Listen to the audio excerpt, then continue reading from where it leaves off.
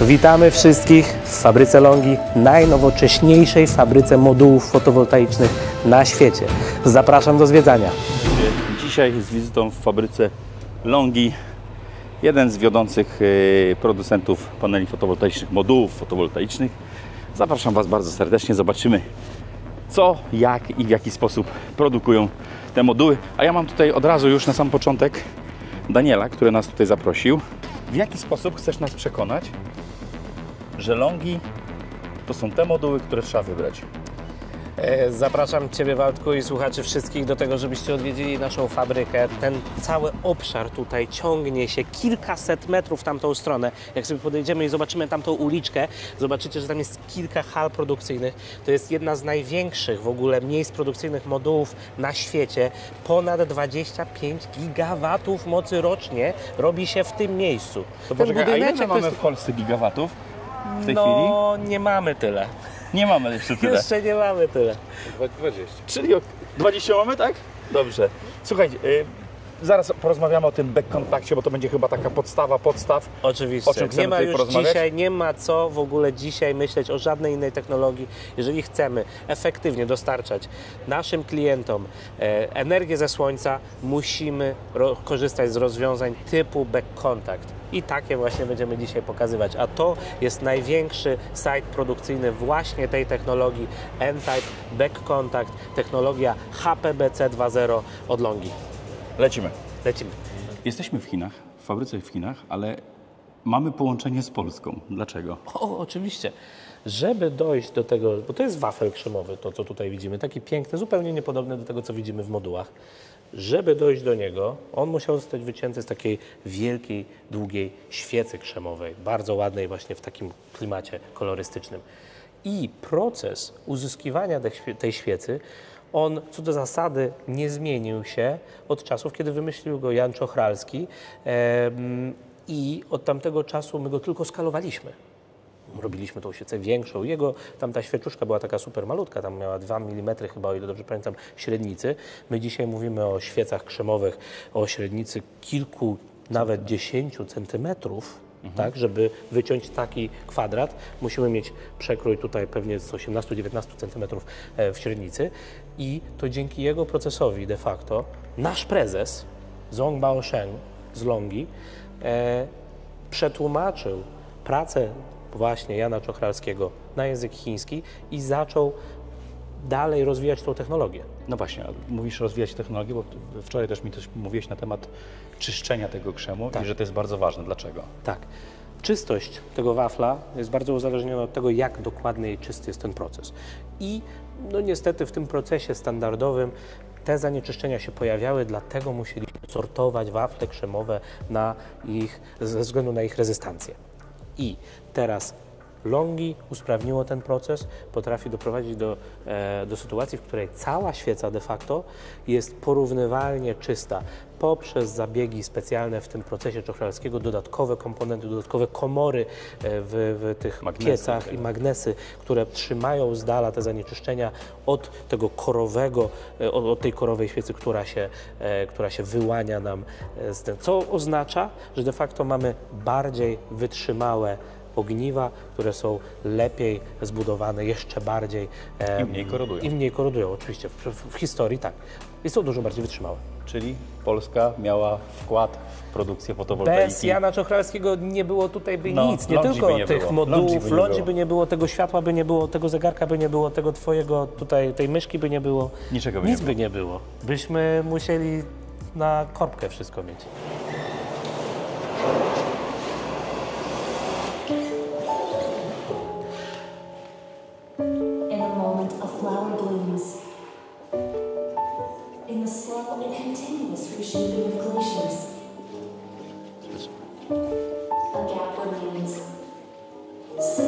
Historia świata według Longi.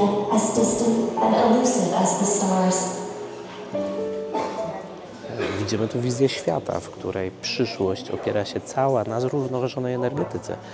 Wszystko polega na tym, abyśmy jak najlepiej wykorzystali naturalne zasoby, które dostarcza nam wiatr, słońce, woda. LONGi jest liderem już w tym momencie w wytwarzaniu energii ze słońca, ale również wodór, również przechowywanie tej energii. Tak wygląda świat w przyszłości.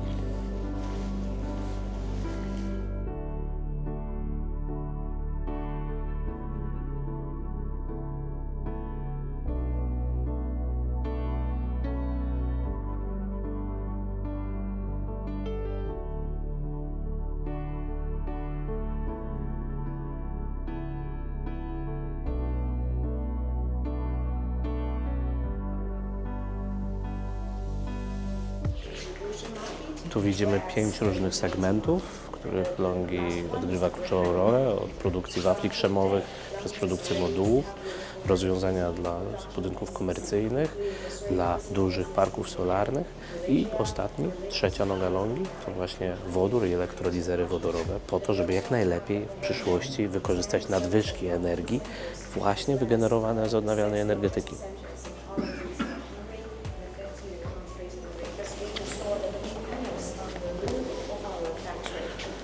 Fotowoltaika zintegrowana z budynkami, z fabrykami. To jest właśnie rozwiązanie BIPV od LONGi. Będziemy je prezentować podczas Intersolar.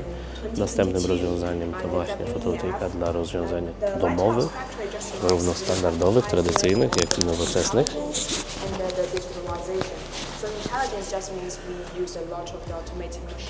LONGi otrzymało nagrodę za najlepszą automatyzowaną fabrykę na świecie i właśnie ten czarna statuetka to właśnie nagroda za proces wytwarzania modułów w sposób zrównoważony i ograniczający jak najbardziej zużycie energii. Wersja full black w wersji bardzo estetycznej, po to, żeby świetnie wpasowywać się do dzisiejszych trendów designerskich. To trofeum złote z tymi skrzydłami, to trofeum za najlepszy produkt, który świetnie wpisuje się właśnie w trendy rozwoju architektury dzisiejszej nowoczesnych domów, nowoczesnych budynków. W budynku naszej siedziby mamy BIPV, mamy wbudowane moduły fotowoltaiczne. Tak wygląda siedziba główna w LONGi w Xi'an. I to również jest technologia back contact. Bezramkowe moduły, które tutaj pokazujemy, to moduły, które pozwalają zsuwać się śniegom oraz wszystkim zanieczyszczeniom po dolnej krawędzi.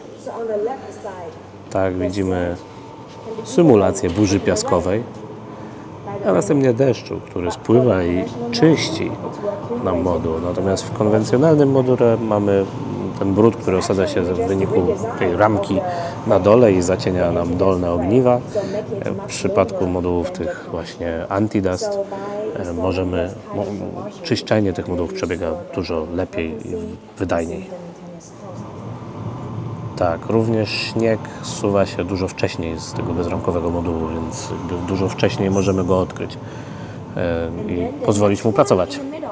To jest przykład zastosowania specjalnego uszczelniania i szyby po to, żeby wytworzyć moduł, który jest wyjątkowo odporny na działania warunków atmosferycznych, szczególnie w rejonach, w których jest bardzo wysoka wilgotność lub bardzo wysoka temperatura.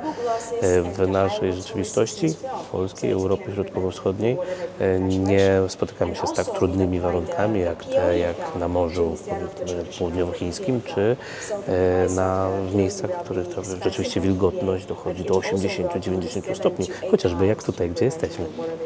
W dzisiejszym świecie, jeśli chodzi o transformację energii w falownikach, nie jesteśmy w stanie osiągać już wiele więcej efektywności.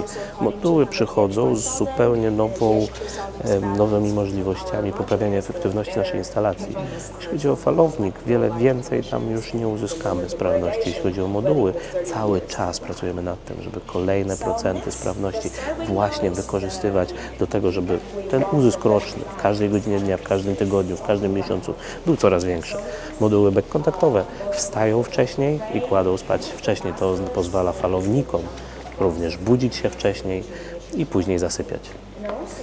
Estetyka modułów backkontakt jest niepowtarzalna i to jest ten poziom ładności, którego się nie da odzobaczyć. Ta różnica jest widoczna gołym okiem w stosunku do modułów tradycyjnych z busbarami z przodu i z tyłu.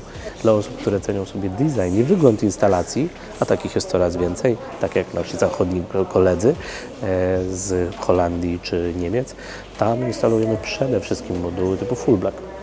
Na dachu tego stadionu wykorzystane są stałe moduły właśnie typu BIPV, czyli zintegrowane z budynkiem.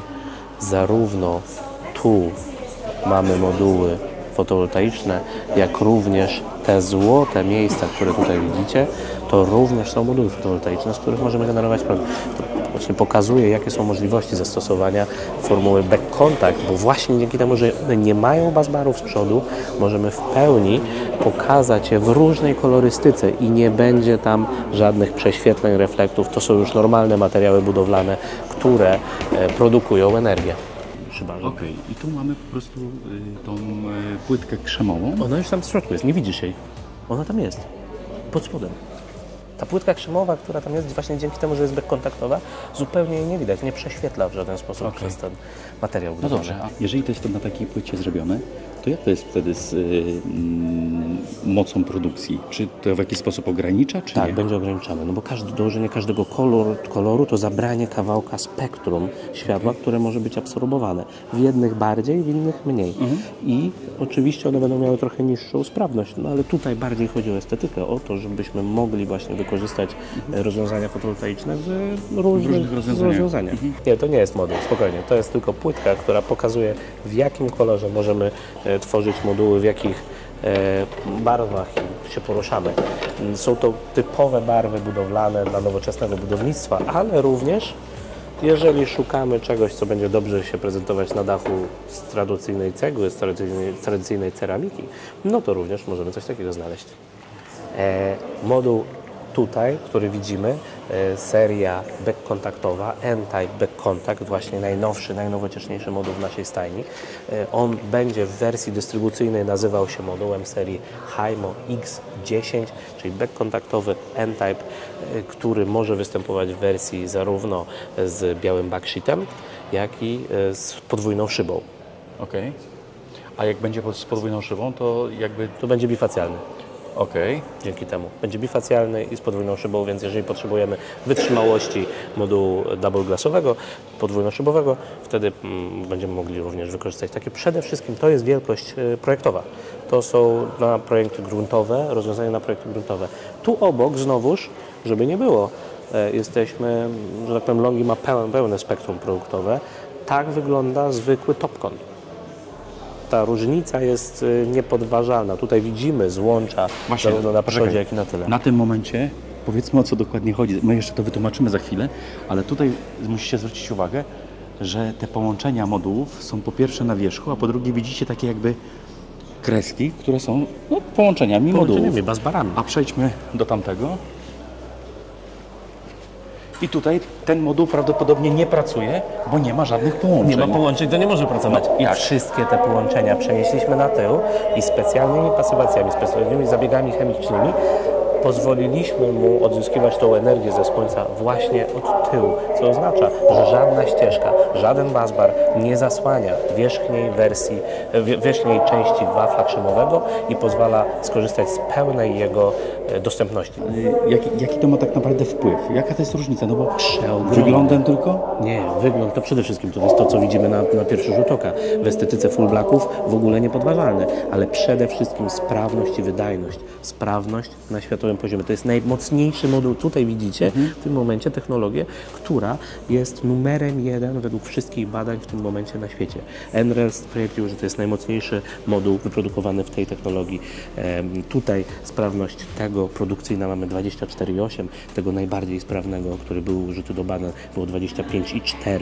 Okej, a w takim razie I to po raz pierwszy Longi właśnie jest na liście numerem 1. Zawsze to byli europejscy producenci. W tym momencie chiński producent Longi jest numerem 1 w tym najbardziej wyrafinowanym produkcie na świecie. Dobra, Daniel.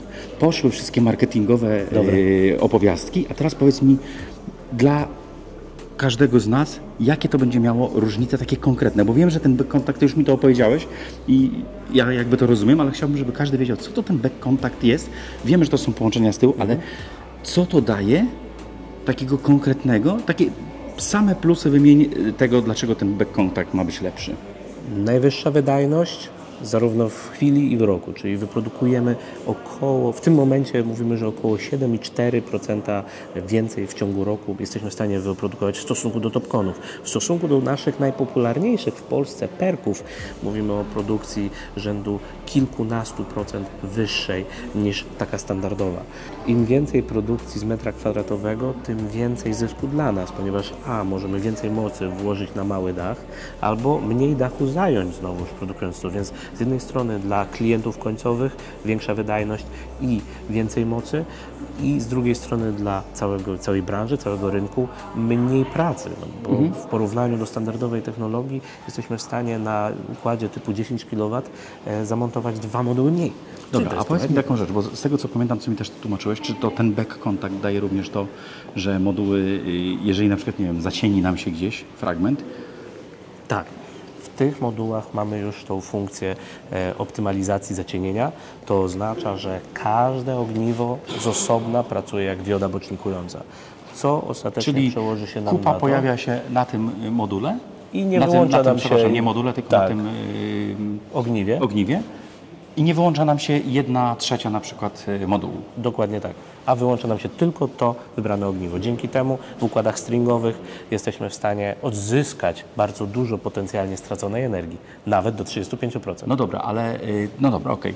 Ale jeżeli on działa w stringu dalej, to rozumiem, że jeżeli zacieniły nam się dwie kupy, żebyśmy zauważyli co i jak, to rozumiem, że cały string o te 2 kupy również zmniejszy się. Tak, ale nie zmniejszy się o 35%, tak jakby to wynikało w standardowej technologii, tak jak w tym module. Topconie. Tutaj ta dioda bocznikująca, która jest tu i tu, mamy ich 3, one wyłączyłyby tę całą 1/3 modułu.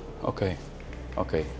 Czyli nawet, w ten sposób to jeszcze jedna rzecz, to dobrze rozumiem, że jeżeli na przykład zacznie nam się topić śnieg, lód bardziej, to jeżeli zacznie się od góry nam topić ten lód, bo pani nam to w tej chwili tam mówi, to rozumiem, że przez to też będzie rozgrzewało dalszą część modułu, czyli teoretycznie powinien się szybciej rozmrozić. Śnieg jest normalnym zacienieniem, tylko występuje na całej powierzchni modułu. Jeżeli jesteśmy w stanie odsłonić coraz to kolejne kawałki tego modułu szybciej, to tak, oczywiście one szybciej będą się odśnieżały. Okej, no dobra, ciekawe. A bezramkowe, te, które widzieliśmy wcześniej, pozwolą temu śniegowi jeszcze spaść szybciej niż standardowych ramkowych modułów. Powiem Ci, że zauważyłem taką dziwną prawidłowość, że Chińczycy lubią robić takie showroomy, żeby to pokazać, nie? Jaki to jest powód? Wiesz co, w czystej teorii można by powiedzieć, że moduły są takie same i ciężko się z nimi wyróżnić. I to jest chyba taki najmniej sexy do tej pory element całej instalacji. Dzieje się trochę rewolucja. To jest trochę jak ta pierwsza rakieta SpaceXa. Back contact wyskalowany pozwala nam pójść zupełnie dalej, jeśli chodzi o sprawność generacji, czyli moduły tandemowe. Żeby one się pojawiły, musimy odsłonić wierzchnią warstwę krzemą. Jeżeli nie wyskalujemy właśnie tego rozwiązania, nie będziemy mogli pójść dalej w generacji słonecznej. Jesteśmy w fabryce Longi, pierwszej tego rodzaju fabryce Longi w ogóle w całym przemyśle fotowoltaicznym. W 2023 roku ona powstaje. Na świecie jest tylko 153 zakłady, które zostały określone jako Lighthouse przez Forum Ekonomiczne w Davos. W branży fotowoltaicznej tylko jedna, ta, w której jesteśmy. Lighthouse, czyli? Co to jest fabryka typu Lighthouse Factory? Przede wszystkim wykorzystanie mocy w fabryce podniesione o 46%. Wykorzystanie komponentów bez strat o 37%, potwierdzenie jakości i podniesienie jakości produkowanych produktów w tej fabryce o 43%, a lead time ograniczony aż o 84%. Co 18 sekund w tej fabryce schodzi z linii produkcyjnej jeden moduł. Konsumpcja energii per sztuka moduła ograniczona o 20%.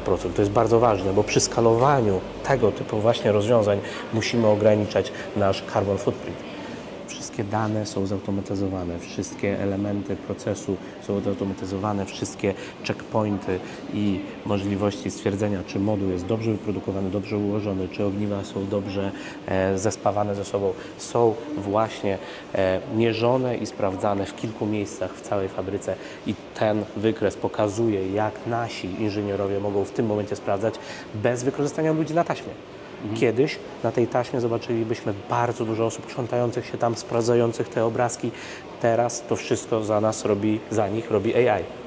Taki zwykły proces jak ramkowanie modułu, czyli dodawanie mu ramy aluminiowych z obu stron, wydawałoby się bardzo prosty i bardzo powtarzalny, ale de facto bardzo istotny, ponieważ uszczelnienie krawędzi modułu jest jednym z najistotniejszych barier przed dostawaniem się wilgoci do środka, do krzemu. A największym wrogiem i zagrożeniem właśnie dla modułów, ich pracy, ich degradacji jest wilgoć i dostawanie. No właśnie.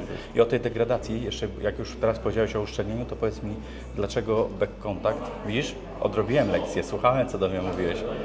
Dlaczego back contact ma być mniej degradacyjny?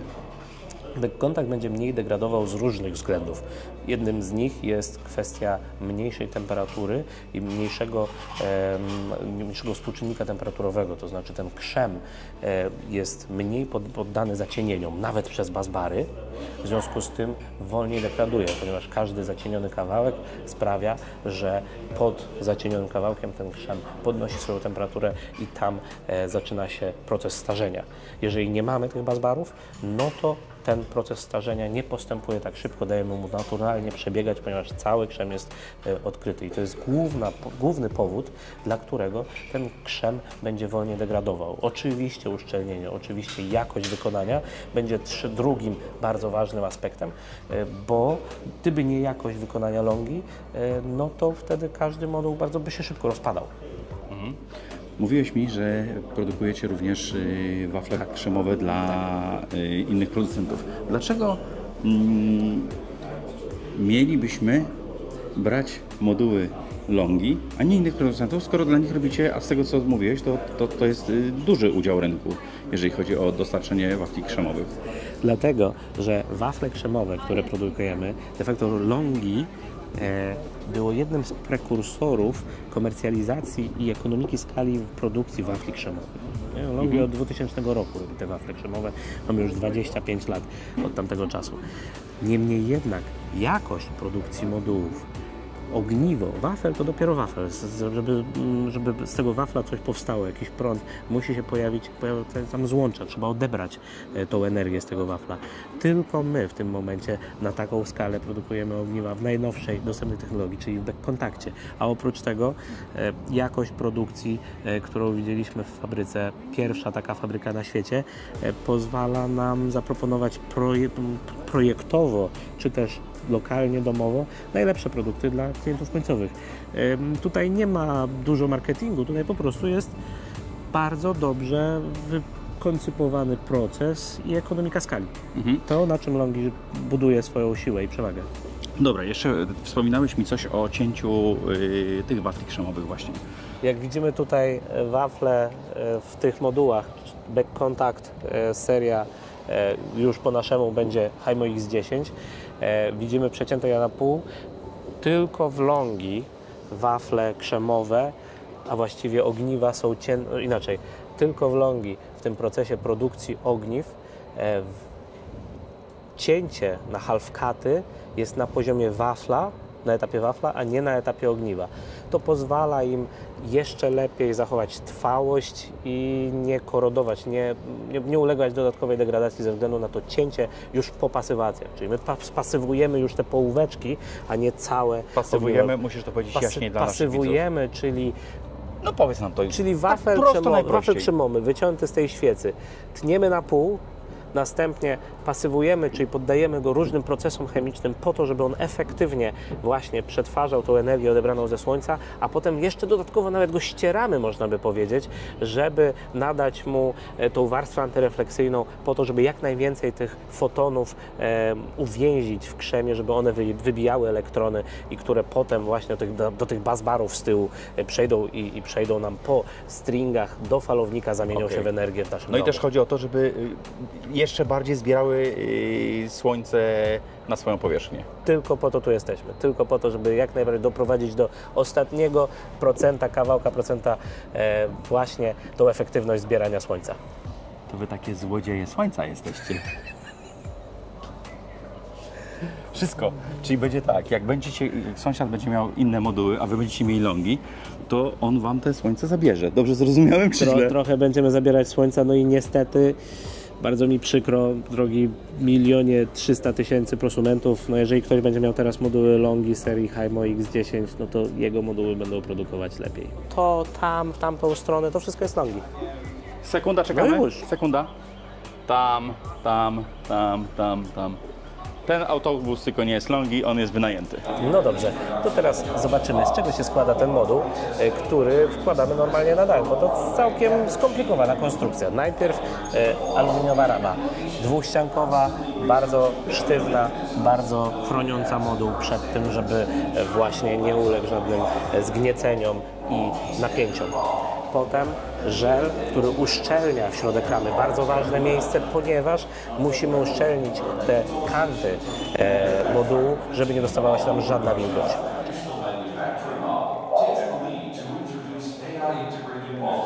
Następnie mamy hartowane szkło. W zależności od typu modułu, szkło w modułach może mieć od 3,2 do 1,6 mm. W tym przypadku zazwyczaj w modułach longi monofacjalnych mamy do czynienia ze szkłem grubości 3,2 mm w pełni hartowanym. Ta folia to nie jest tak po prostu folia. To jest bardzo zaawansowany materiał, który pozwala nam uszczelniać całość modułu, również od przodu, jak i od tyłu.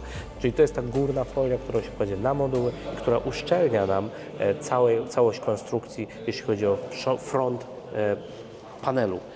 Następnie mamy oczywiście ogniwa krzemowe typu back contact. Widzimy tutaj bardzo wyraźnie, że one w tym miejscu nie mają jeszcze żadnych połączeń, po czym na to właśnie nałożymy połączenia, te cieniutkie połączenia, które pozwolą nam zebrać potencjał z każdego z tych Próbuję ogniw. to pokazać, ledwo je widać. Bardzo ciężko widać, tak. Okay. To jest raczej koncepcja, ponieważ te szczególne moduły back contact wyglądają odrobinkę inaczej, ale to pokażemy na porównaniu ogniw. Znowu folia uszczelniająca, POE, tylnia folia zapobiegająca degradacji świetlnej, tej takiej wynikającej z czego? Z utleniania się plastiku. No i oczywiście ta warstwa już, kawałek warstwy elektrycznej, my też tu mamy jakąś tam elektronikę, czyli złącza junction boxy razem z diodami bocznikującymi, które pozwalają zachować bezpieczeństwo pracy całego modułu. Okej, czyli dioda bocznikująca i tak jest, oczywiście. Czyli one na poziomie samych wafli krzemowych się też optymalizują. optymalizują. Tak, ale gdyby to zacienienie było naprawdę duże, to dalej musimy wspomóc to diodą bocznikującą. Bo gdybyśmy nie mieli tej diody, to co by się wydarzyło? Prawdopodobnie moduł by osiągnął taką temperaturę, że... Żeby był ogień? Nie, na pewno nie, moduły się przecież nie palą, ale na pewno by osiągnął bardzo dużą temperaturę. To ogniwo królowało w świecie fotowoltaicznym, naszym, polskim, mniej więcej od 16 roku jeszcze do 2023. 70% sprzedanych modułów było w oparciu o to ogniwo. Następnie przeszliśmy do ogniw typu Topcon, ale Longi zdecydowało jednak, żeby uciekać do przodu technologicznie. Dlatego w procesie Tyray, czyli tego mocniejszego ogniwa, wafla krzemowego, którego mogliśmy wyprodukować w naszych fabrykach, przeszliśmy do modułów tylnozłączowych, gdzie mamy back contact. To jest back contact w wersji pierwszej, czyli jeszcze na modułach, na ogniwach, przepraszam, typu P. I tutaj mamy back contact Tyray właśnie w wersji drugiej, N-Type back contact, moduły, które właśnie ulegają samooptymalizacji przy zacienieniu. Podsumowując, powiem tak, bardzo duży progres, że tak powiem, zrobiły Chiny przez te lata, tak mi się przynajmniej wydaje, nie widziałem jak to wyglądało wcześniej, ale to co widziałem, czyli to co w fabryce się dzieje, no dla mnie było to trochę szokiem, jak duża technologia tam jest prowadzona. Odnośnie tych modułów w technologii Back Contact, to jestem bardzo, bardzo ciekaw, jak to w praktyce będzie funkcjonowało, bo to, że one wycinają nawet kawałek plastra krzemowego, jeżeli mamy zacienienie, czyli tak jak żeśmy to mówili w tym filmie, kupa, że tak powiem, ptasia się pojawia i tylko ten moment jest wycięty, a reszta takimi bypassami jakby obchodzi. No fajnie to brzmi, ja bym chciał to zobaczyć po prostu w życiu, jak to funkcjonuje w życiu. Wycieczka, kurczę, powiem Wam, otwiera oczy na świat trochę, dlatego że trochę inaczej sobie wyobrażałem Chiny, a trochę co innego zobaczyłem tam na miejscu. To, co nam się tutaj opowiada o dzieciach pracujących gdzieś tam na kopalniach i w ogóle wydobywających lit i wszystko jest w ogóle za miskę ryżu, no to trochę to się rozjeżdża.